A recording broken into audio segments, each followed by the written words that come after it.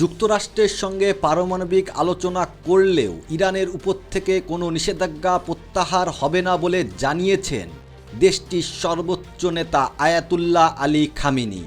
Iran পরমাণু অস্ত্র তৈরি করতে চাইলে যুক্তরাষ্ট্র তা ঠেকিয়ে রাখতে পারত না বলেও মন্তব্য করেছেন তিনি।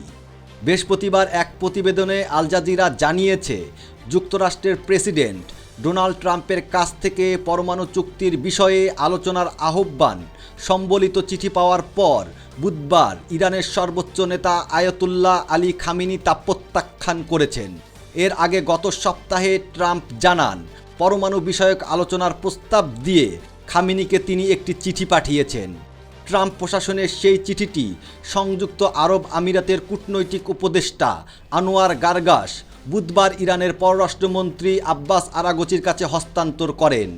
ইরানি গণমাধ্যমগুলো জানিয়েছে, আরাগচি ও গারগাশের মধ্যে যখন বৈঠক চলছিল, খামেনি তখন বিশ্ববিদ্যালয়ের শিক্ষার্থীদের একটি দলের উদ্দেশ্যে ভাষণ দিচ্ছিলেন।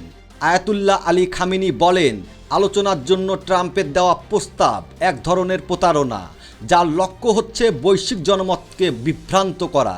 খামেনি বলেন, আমরা যখন জানি যে তারা এই আলোচনার কোনো মর্যাদা দেবে না, তাহলে আলোচনার অর্থ কী? সুতরাং আলোচনার এই আমন্ত্রণের লক্ষ্য হচ্ছে জনমতকে প্রতারিত করা। তিনি আরও বলেন, ট্রাম্প প্রশাসনের সঙ্গে আলোচনায় নিষেধাজ্ঞা আরও কঠোর হবে এবং ইরানের উপর চাপ বৃদ্ধি পাবে। ট্রাম্প প্রশাসনের দাবি দেওয়া অত্যাধিক। ফক্স বিজনেসকে দেওয়া এক সাক্ষাৎকারে ট্রাম্প বলেন, ইরানকে দুটি উপায়ে সামলানো যেতে পারে, সামরিকভাবে অথবা একটি চুক্তির মাধ্যমে, যাতে তাদের পারমাণবিক অস্ত্র অর্জন ঠেকানো যায়।